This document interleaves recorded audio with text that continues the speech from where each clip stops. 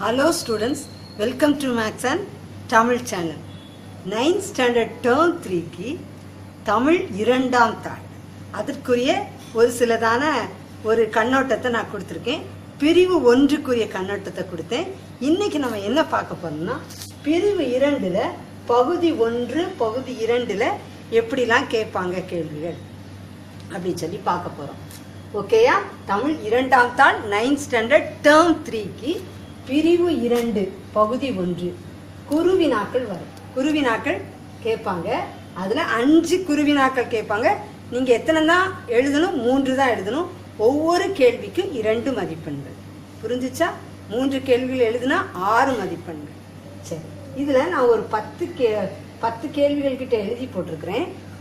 1, 5, 10 1, 5, 10 வந்து டேர்ம் 3 உங்கள் இலக்கண புக்கிலே உள்ள உங்களை இலக்கணம் இருக்கு இல்லையா, அதில் இருக்கிற குருவினாக்கள். மற்றதெல்லாம் எழுதியிருக்கிறேன். இதில் என்னென்ன குருவினாக்கள் இருக்குது, டேர்ம் 3ல என்னென்ன குருவினாக்கள் இருக்குன்னு சொல்லி பார்க்கலாம். நீங்கள் போய் அதை படிச்சுக்கோங்க. முதலாவது, நீங்கள் வாழும் நிலப்பகுதியின் திணையாது. நீங்கள் வாழும் நிலப்பகுதியின் திணையாது. இரண்டாவது கேள்வி நிறைய எழுதியிருக்கிறேன்.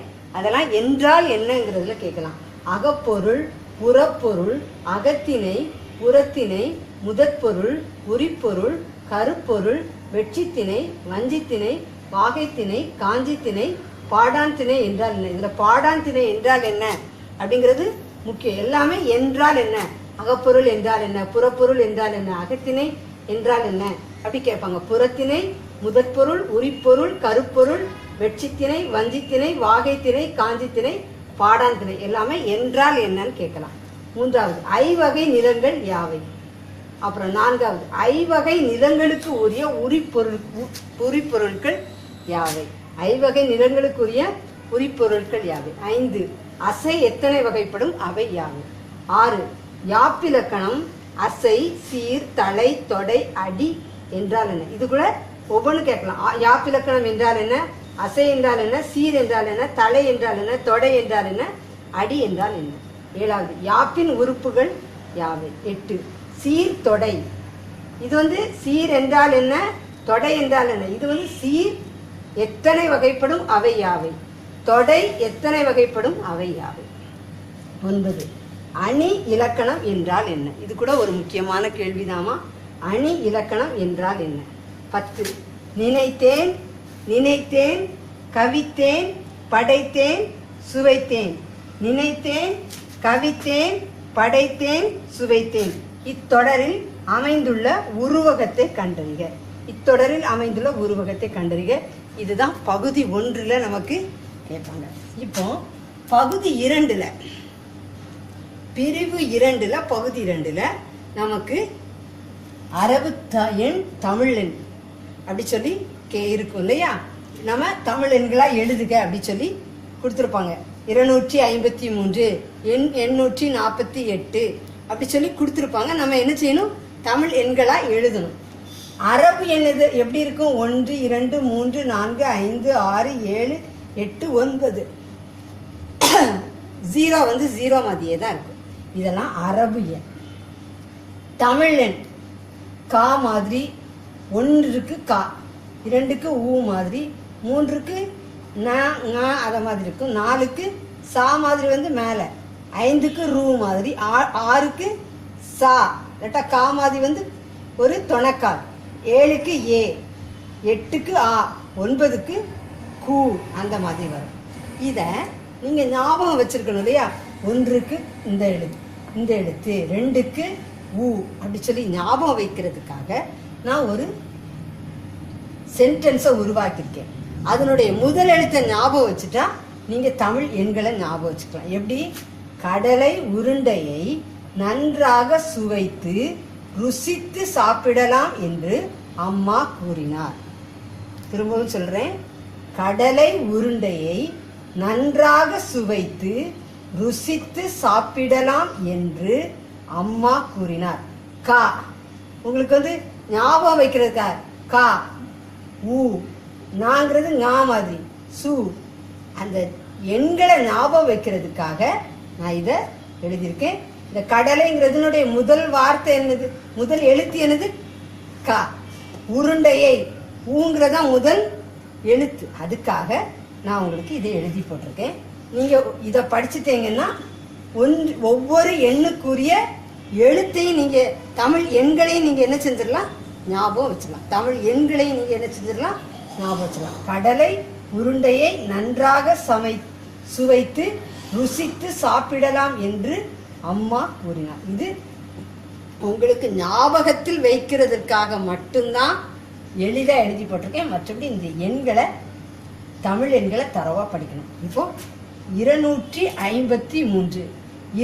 இரண்டுக்கு எப்படி இருக்கும், ஊ மாதிரி இருக்கு இல்லையா, அது. 5க்கு எப்படி, ரூ மாதிரி.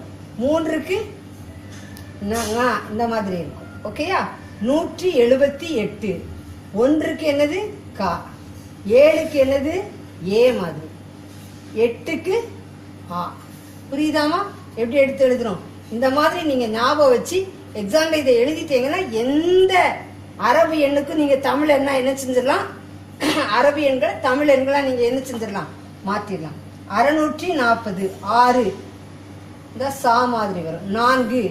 4க்கு சா மாதிரி வந்து இப்படி. அப்புறம் 0க்கு அதே மாதிரி 0. ஓகேயா, புரிஞ்சிச்சா? இதுதான் அரபு எண்களை தமிழ் எண்களாக மாற்று. அப்போ கீழ்காணும் ஆங்கில சொற்களுக்கு இணையான தமிழ் கலை சொற்களை எழுதுக. கலை சொற்கள் அப்படின்னு நம்ம டேர்ம் 3 புக்கில் ஒவ்வொரு இயல் முடியும் போது நமக்கு என்ன செஞ்சுருப்பாங்க, கொடுத்துருப்பாங்க. அது நமக்கு ரொம்ப ஈஸியாக இருக்கும். நான் புக்கில் இருக்க கலை சொற்கள் டேர்ம் 3க்குரிய கலை சொற்கள் பக்கம் 24, பக்கம் 40, பக்கம் 68. இதுலலாம் உங்களுக்கு என்ன இருக்குது, கலை சொற்கள். பக்கம் 24, பக்கம் 40, பக்கம் 68. பக்கம் 24 இருக்க கலை சொற்கள் என்னது, நல்லா ஞாபகம் வச்சுக்கோங்க. கலை சொற்களை எழுதுக. ஓகேயா. செகண்ட் டேர்ம்ல இது கேட்டிருந்தாங்க. தேர்ட் டேர்ம்ல கூட உங்களுக்கு என்ன செய்யலாம், இதை கேட்கலாம். கலை சொற்கள். ரெஸ்லிங்னா என்னது, மற்போர். ரெஸ்லிங், மற்போர். இந்தியன் நேஷனல் ஆர்மி, இந்திய தேசிய ராணுவம். இந்தியன் நேஷனல் ஆர்மி, இந்திய தேசிய ராணுவம். ஃபோக் லிட்ரேச்சர், நாட்டுப்புற இலக்கியம். ஃபோக் லிட்ரேச்சர், நாட்டுப்புற. 4 கிளாசிக்கல் லிட்ரேச்சர், செவ்வியல் இலக்கியம். 5 ஃபாண்ட், எழுத்துரு. ஃபாண்ட் எப்படி சொல்லுவோம், எழுத்துரு. 6 பிலாசபி, மெய்யியல். பிலாசபி எப்படிமா சொல்லுவோம், மெய்யியல். 7th 7வது ரைம், இயைபு தொடை. இதெல்லாம் தமிழ்ல நம்ம படிக்கிறோம் இல்லையா, தமிழ் இலக்கணத்திலையும் படிக்கிறோம். ரைம்னா என்னது, 7வது இயைபு தொடை. 8 சிலபிள் படிப்போம், அது அசை. சிலபிள்னா என்னது, அசை. 9 ரிஃபார்மிங் த லெட்டர்ஸ், எழுத்து சீர்திருத்தம். 9 என்னது, ரிஃபார்மிங் த லெட்டர்ஸ், எழுத்து சீர்திருத்தம். 10 ஹியூமேன் என்னது, மனிதம். 11 பர்சனாலிட்டி, ஆளுமை. பர்சனாலிட்டின்னு என்னது, ஆளுமை. முக்கியமான கலை சொற்கள். 12 கல்ச்சரல் அகாடமினா பண்பாட்டு கழகம். 13 ஃப்ரீ வேர்ஸ்னா கட்டிலா கவிதை. ஃப்ரீ வேர்ஸ்னா என்னது, கட்டிலா கவிதை. 14 சிமிலினா இங்கிலீஷ்ல படிப்போம், அது இங்க என்ன சொல்றோம், உவமை அணி. 15 மெட்டஃபார்னு சொல்றது உருவக அணி. மெட்டஃபாருங்கிறது உருவக அணி. அப்போ நம்ம இதுல குருவி நாட்கள், அரபு எண்களை தமிழ் எண்களாக மாற்று, அப்புறம் கீழ்காணும் ஆங்கில சொற்களுக்கு இணையான கலை சொற்களை எழுதுக. இதெல்லாம் நம்ம என்ன செஞ்சிருக்கிறோம், இதுல பார்த்துருக்குறோம் ஸ்டூடெண்ட்ஸ். பிரிவு 2 பகுதி 2 பார்த்துட்டு இருக்கோம். ஓகேயா. பகுதி 1ல குருவி நாட்கள், பகுதி 2ல என்னெல்லாம் வரும் ஞாபகம் இருக்கா, தமிழ் எண்கள் வரும். அப்புறம் கலை சொற்கள் இல்லையாமா, கலை சொற்கள் நமக்கு கேட்பாங்க. அப்புறம் 3வது மொழிபெயர்க்க அப்படிங்கிறது என்ன செய்யலாம், கேட்கலாம். என்ன கேட்கலாம், 3வது மொழிபெயர்க்க அப்படின்னு சொல்லி கேட்கலாம். 4வது ஆங்கில மொழிகளுக்கு இணையான தமிழ் பழமொழிகள். 5வது பொருத்தமான வாய்ப்பாடுகளை வட்டமிடுக. ஓகேயா, புரிஞ்சிச்சாலும் பகுதி 1 பிரிவு 2 பகுதி 1ல என்ன கேட்பாங்க? குறு வினாக்கள்.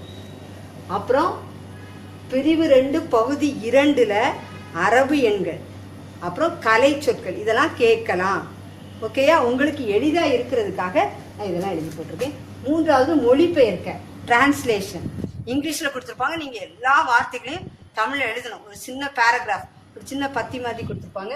அதுக்கு உதாரணமாக பக்கம் 43 போய் நீங்கள் டேர்ம் 3 தமிழ் புக்கை பார்த்தீங்கன்னா உங்களுக்கு புரிஞ்சிடும். பேஜ் 43ல் மொழிபெயர்க்கன்னு ஒன்று இருக்கும், அது கூட கேட்கலாம். 4வது ஆங்கில பழமொழிகளுக்கு இணையான தமிழ் பழமொழிகள். நான் ஒரு 5 தான் எழுதியிருக்கேன், நிறைய பழமொழிகள் இருக்குது, நீங்கள் படிச்சுக்கலாம். ஒரு உதாரணத்துக்கு ஒரு 5 பழமொழிகள். நோ பெயின் நோ கெயின், உழைப்பின்றி ஊதியம் இல்லை. கவர்ட் ஆல் லூஸ் ஆல், பேராசை பெருநட்டம். யூனியன் இஸ் ஸ்ட்ரென்த், ஒற்றுமையே வலிமை. டைம் இஸ் கோல், காலம் பொன் போன்றது. லுக் பிஃபோர் யூ லீவ், ஆழம் அறியாமல் காலை விடாதே. இதெல்லாம் நமக்கு கேட்கலாம். 5வது பொருத்தமான வாய்ப்பாடுகளை வட்டமிடுக. இதுவும் நமக்கு டேர்ம் 3ல தமிழ் புக்கில் பக்கம் 45 பேஜ் 45 போனீங்கன்னா பகலவன். பகலவன்கிறது காசு, கருவிலம், கூவிலம், கனி. இதில் எது சரியான விடை? கருவிலம்ங்கிறத என்ன செய்யணும்? ஒரு வட்டம், ஒரு சர்க்கிள் பண்ணணும். வெற்றிடம், நாள், கூவிலம், புளிமா. இதில் எது சரின்னு? கூவிலம். இது சரியான ஆன்சர். வெற்றிடத்துக்கு கூவிலம். ஒரு கிட்டத்தட்ட உங்களுக்கு பகுதி 2க்கு நான் என்ன செஞ்சுருக்கேன்? ஒரு 5 பிரிவுகளை கொடுத்துருக்குறேன். இதில் எப்படினாலும் அவங்க என்ன செய்யலாம்? உங்களுக்கு கொஸ்டின் செட் பண்ணி கொடுக்கலாம். இப்போ உங்களுக்கு எந்த குழப்பமும் இருக்காது. பிரிவு 1ல் என்னென்னலாம் கேட்பாங்க, பிரிவு 2ல் என்னென்ன கேள்விகள்லாம் வரும் அப்படிங்கிற ஒரு அவுட்லைனாக நான் கொடுத்துருக்கேன். அப்போ தமிழ் டு எக்ஸாமுக்கு போகும்போது நீங்கள் எந்த குழப்பத்தோடும் செல்ல வேண்டிய அவசியமே இருக்காது. நல்ல தைரியமாக இப்படி கேள்விகள் நமக்கு இருக்கும் அப்படின்ட்டு நீங்கள் எக்ஸாம் எழுதுனீங்கன்னா கண்டிப்பாக என்ன செய்வீங்க? தமிழ் டு எக்ஸாமுக்கு பயப்பட தேவையில்லை. எக்ஸாமில் நல்லா எழுதி நல்ல மார்க்கை வாங்கிடலாம். நம்ம சேனலை பார்க்குற எல்லாருமே நல்ல மார்க்ஸ் வாங்கணும் அப்படிங்கிறதான் என்னுடைய ஆசை. சேனலுக்கு சப்ஸ்கிரைப் பண்ணுங்கள். தொடர்ந்து என்னுடைய வீடியோஸ் கிடைக்க பெல் பட்டனை கிளிக் பண்ணுங்கள்.